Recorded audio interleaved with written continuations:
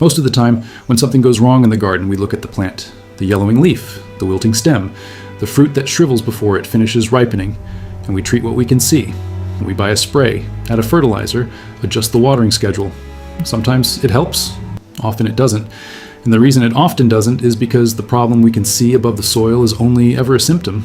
The actual problem is underneath, in the soil itself, and it's been building for far longer than that one bad leaf would suggest. What if I told you there are 3 specific signs your soil is giving you right now? Signs that most gardeners either miss entirely or misdiagnose, and that each one has a specific free fix using things you already have in your kitchen or yard.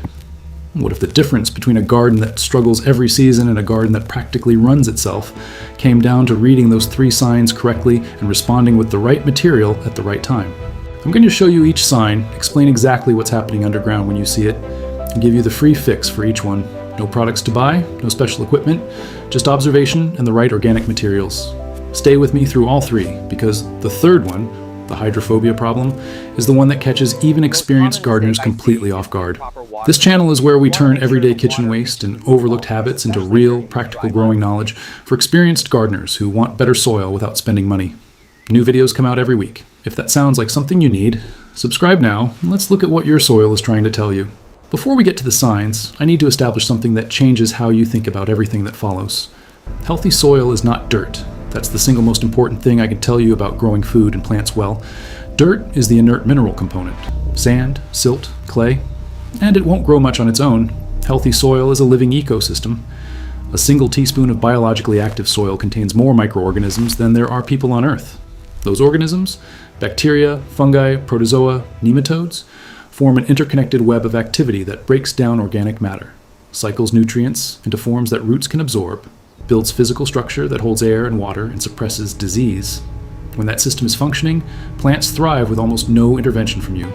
When it breaks down, plants struggle no matter how much you water them or feed them, because the delivery system is broken.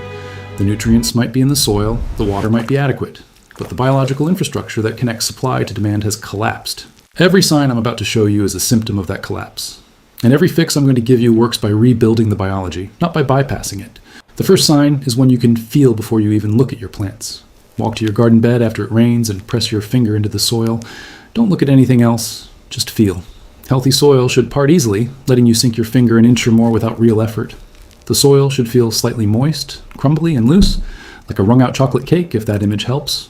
Soil that resists you, that makes you press hard just to get through the surface crust, is telling you something important. That crust, the hard gray skin that forms after watering and looks almost like dried concrete, is the signature of soil that has lost its biological structure. What creates the loose, crumbly quality of healthy soil, what soil scientists call good tilth, are the physical byproducts of microbial life. Fungal hyphae, those thread-like structures, bind soil particles together into aggregates. Bacterial films coat those aggregates and hold them in place. Earthworm channels create pathways for air and water to penetrate deep into the soil profile. When that life is absent, soil particles pack tightly under the force of rain and irrigation. The structure collapses into a hard mass. Water sits on the surface instead of soaking in. Air can't reach the root zone. Roots can't expand. Here's a quick diagnostic. Take a handful of soil, squeeze it firmly, release your fist. If the soil crumbles softly and falls apart on its own, the biology is present and working. If it holds the shape of your fist like modeling clay, or breaks into hard, angular chunks, it isn't. You can see the difference in seconds. The fix for compacted, crusted soil is compost, but not tilled in, which is what most people assume they need to do. Surface dressing is enough and is sometimes better because tilling disrupts the very fungal networks and earthworm channels you're trying to restore. Spread a ½ inch to 1 inch of finished compost over the surface of the affected soil and water it in gently. Don't work it in with a fork or rake, just let it sit. What happens next is the part that makes this approach so powerful. The compost introduces billions of microorganisms directly to the soil surface. Those organisms begin colonizing the dead zone. Bacteria start breaking down the organic matter, producing the films and secretions that begin binding soil particles into aggregates again. Within 2 to 3 weeks, earthworms, attracted by the organic matter and microbial activity, arrive and begin burrowing.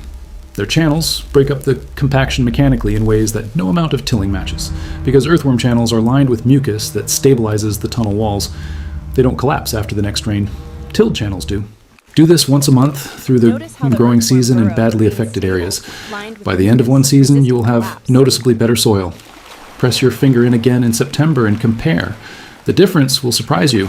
Soil biology builds slowly because it's complex, but it responds to consistent organic inputs faster than most gardeners expect.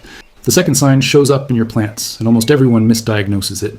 Pale yellow leaves, washed out color, that faded quality where plants that should look deep green look tired and thin instead.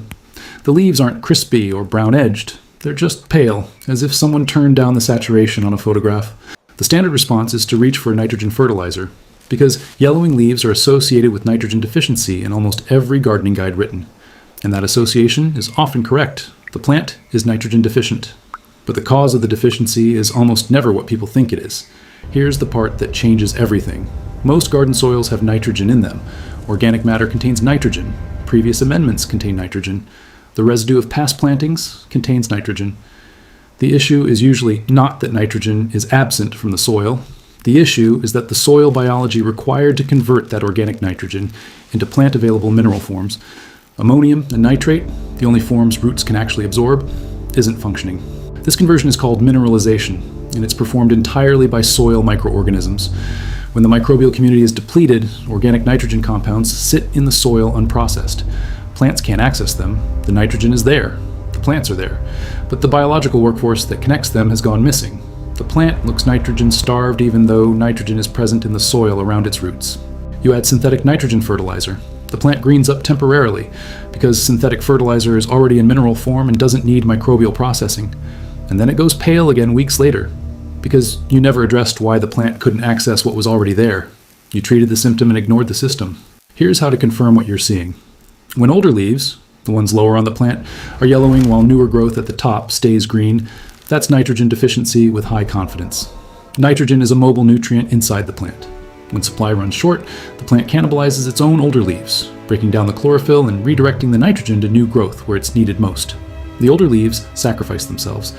If you see uniform yellowing across all leaves at once, that's more likely an iron or sulfur issue, and you should investigate further before applying nitrogen. The free fix is used coffee grounds. They contain approximately 2% nitrogen by dry weight, and they release it slowly as soil microbes decompose them. But here's what makes coffee grounds better than just a nitrogen source. They also provide organic matter that feeds those very microbes. You're adding the nitrogen and rebuilding the workforce that processes nitrogen at the same time. Apply a half-inch layer around yellowing plants, keeping the grounds a couple of inches from the stem, and water in. For faster visible results, steep 2 or 3 tablespoons of used grounds in a gallon of water for 24 hours. Strain through a cloth, and use the liquid as a soil drench at the base of affected plants. And one thing I want to clear up immediately, because this myth has been circulating for years, and it keeps people from using one of the best free amendments available. Used coffee grounds are not acidic. The acidity in coffee brews into your cup.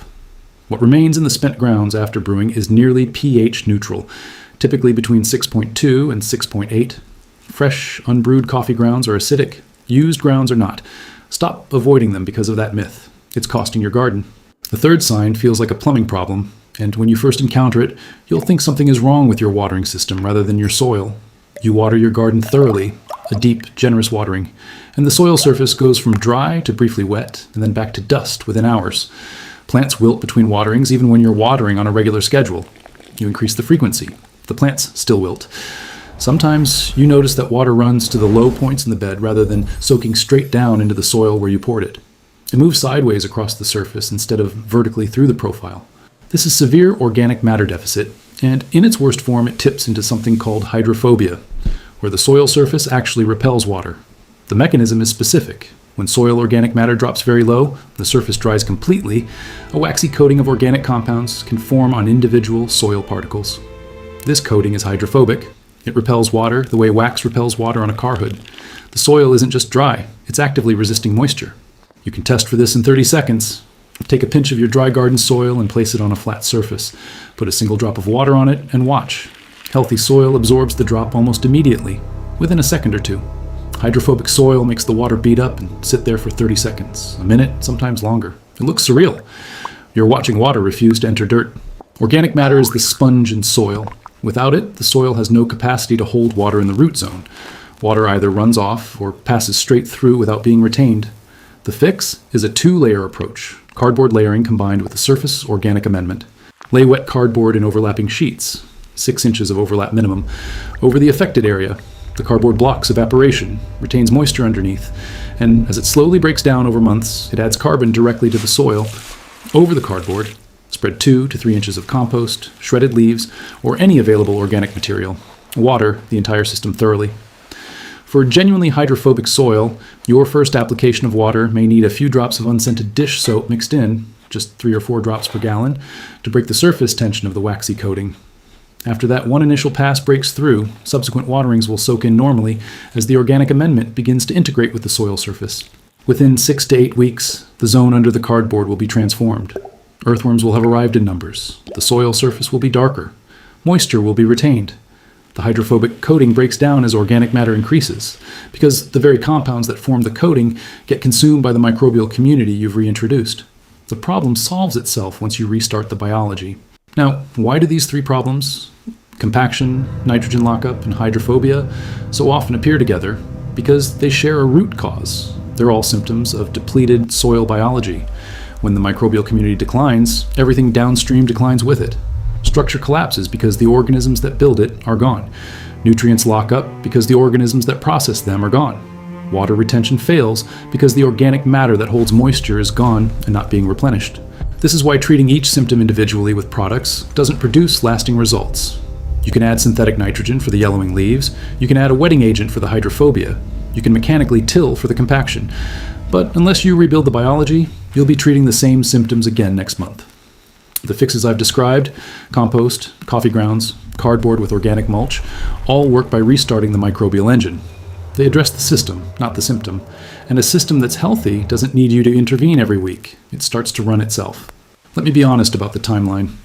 If you go to the garden center and buy a bottle of synthetic nitrogen fertilizer, your yellow plants will green up within days. That's true. If you buy a commercial wetting agent, your hydrophobic soil will absorb water immediately. Also true. The products work. The question is whether they work once or whether they build something that keeps working. The biological approach takes weeks to show visible changes, not days, but those changes are self-sustaining. You're rebuilding an ecosystem that will continue improving on its own, with each application of organic matter making the system stronger. The synthetic approach gives you a quick response, but leaves the underlying system unchanged or worse. You'll be buying the same product next season. The choice is yours, and I won't pretend the biological path is faster. But it is the path that eventually makes the other path unnecessary. Here's what you can expect. In the first 2 weeks after your first compost application, the changes are mostly invisible. Microbial populations are rebuilding underground. By weeks 3 to 4, you may notice the soil surface looks slightly different. Darker, slightly softer after rain. By 6 to 8 weeks, the finger test will feel meaningfully different. Soil that resisted your finger will give way more easily. By the end of a full season of monthly applications, the transformation is visible to anyone who looks. Darker soil, better structure, more earthworm activity, plants that look stronger and more resilient without additional intervention. None of these 3 signs require you to spend money. They require you to pay attention. Press your finger into your soil. Look at the color of your older leaves. Drop water on dry soil and watch what happens. Your garden is communicating with you all the time. The question is whether you're reading the signals or reaching for a product to make them go away. There's something that shifts in you when you learn to read soil this way. You stop being reactive. You stop panicking at the first yellow leaf. You start seeing your garden as a living system with a vocabulary of symptoms. And you start understanding what those symptoms are telling you about the deeper biology. And that understanding, that ability to diagnose before you treat, is the thing that separates gardeners who struggle every year from gardeners whose gardens seem to run themselves. It's not luck. It's not a green thumb. It's paying attention to what's underneath. New videos every week, always practical, always free. Subscribe if you want to grow better soil without spending money. And tell me in the comments, when you pressed your finger into your garden soil just now, what did you find? I want to know. Because your answer tells me what content to make next.